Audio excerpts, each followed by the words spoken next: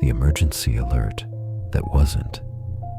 In 2020, during a storm in rural Texas, residents received an emergency alert on their phones at 3:11 a.m. The alert said, "Do not look outside. This is not a test." No agency name, no warning tone. People thought it was a hack.